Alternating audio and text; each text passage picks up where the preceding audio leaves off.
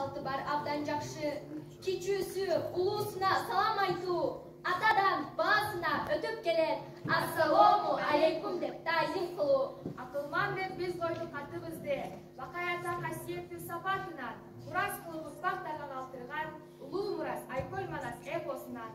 Бакаята ким өзү? Калыстыктын данышмандын дал өзү. Бакаята ким өзү? Караңгыда көз тапкан, капилет жерде сөз тапкан, көк тулпарда ят минген, көк сүлөөсүн бөт кийген. Данышмандын дал өзү.